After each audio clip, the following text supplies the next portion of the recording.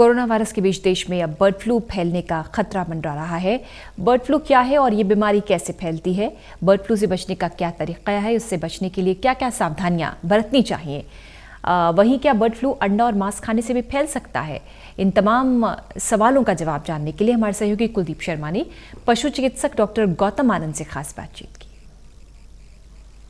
कह रही हैं और भारत पर एक नई बीमारी का खतरा मंडरा रहा है। ये नया खतरा है बर्ड फ्लू। भारत के कई राज्यों में बर्ड फ्लू जो है वो तेज़ी के साथ फैल रहा है। इन पूरी बीमारी के बारे में बातचीत करने के लिए मेरे साथ पशु चिकित्सक है doctor Gautam Anand ji.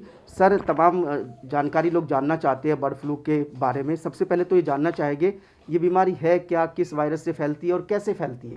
Bird flu जो है वो एवियन इन्फ्लुएंजा वायरस है और ये इसका H5N1 स्ट्रेन है जो अफेक्ट कर रहा है बर्ड्स को, और ये बर्ड पॉपुलेशन को बहुत ही सिवियरली अफेक्ट करता है। जैसे ही बर्ड पॉपुलेशन में ये आती है बीमारी तो एकदम से डेथ होने लग जाती है। मोर्टेलिटी रेट बहुत हाई है इसका, और ये हम लोगों में आती है पोल्ट्री हैंडलर्स के थ्रू। जो ये पोल्ट्री फार्म पे काम करते हैं सबसे ज़्यादा वो रिस्क पे हैं इस बीमारी के लिए। हम लोग आम आदमी जो दूर है पोल्ट्री से, उसको डायरेक्ट ये बीमारी नहीं आ सकती, क्योंकि अभी तक कोई ऐसी रिपोर्ट नहीं है कि ह्यूमन टू ह्यूमन ट्रांसमिशन होती है इसकी जो ट्रांसमिशन है वो बर्ड्स से आदमियों को आता है। तो जो हैंडलर्स हैं पोल्ट्री इंडस्ट्री में और जो पोल्ट्री फार्म से डील करते हैं, सबसे ज़्यादा उनको एहतियात बरतने की ज़रूरत है। सिम्टम्स इसके नॉर्मल फ्लू वाले ही हैं, सर्दी ज़ुकाम फीवर, लेकिन 55 से 60% केसेस में आदमियों में निमोनिया की वजह से डेथ होने का डर है। बट वो पोल्ट्री हैंडलर्स के लिए सबसे ज़्यादा इम्पॉर्टेंट है।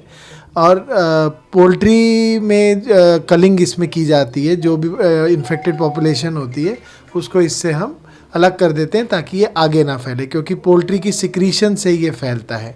तो जो भी लोग डायरेक्ट ज़िंदा पोल्ट्री के टच में हैं, चाहे लोगों ने घरों में पाली है, और वो सब उनको एहतियात बरतने की बहुत ज़्यादा ज़रूरत है। और हम लोगों में अंडा और चिकन में जैसे सबको एक मिथ रहता है कि हम खाना बंद कर दें। अगर आप अच्छे से पका के खा रहे हैं चिकन को और अंडे को पका के या पूरा बॉईल करके खा रहे हैं तो कोई डर नहीं है। आपने लक्षणों की बात की, आप कह रहे हैं कि जो कॉमन फ्लू होता है उस तरीके के इसमें लक्षण होते हैं। थोड़ा सा डिटेल में आप बताएंगे कि किस किस तरीके के सिम्टम्स नज़र आने शुरू हो जाते हैं? वही जो फीवर शुरू होता है, फीवर के बाद ज़ुकाम खांसी, ज़्यादातर ज़ुकाम पे ज़्यादा फ्लू वाले सिम्टम ज़्यादा होते हैं।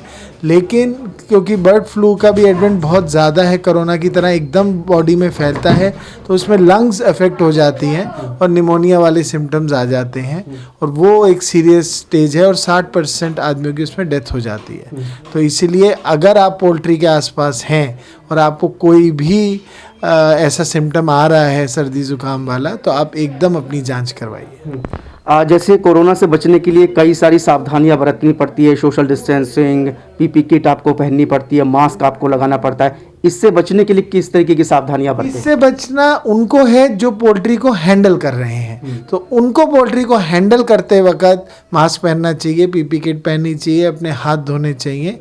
बट उनसे हमें ऐसे मास्क से एक आदमी से दूसरे आदमी को ये ट्रांसमिट नहीं होता है, तो हमें किसी ऐसे आदमी को जिसको है उससे हमें बचने की ज़रूरत नहीं है, लेकिन हमें बचने की ज़रूरत है पोल्ट्री से। अच्छा, जिसमें अगर लक्षण नज़र आए तो उस शख्स को क्या करना चाहिए? क्या तुरंत हॉस्पिटल जाना चाहिए? और इसका भी एक टेस्ट होता है जो इस बीमारी को टेस्ट करने, जैसे कोरोना के लिए कोविड टेस्टिंग होती है, तो वो अगर है तो वो ध्यान रखिए, अब सबसे अलग हो जाए। हालांकि आदमी से आदमी को नहीं फैलता है, बट फिर भी वो अपना ध्यान रखे और एकदम एडमिट हो जाए, क्योंकि सिम्टम्स जिसको आता है उसमें बहुत जल्दी बढ़ते हैं।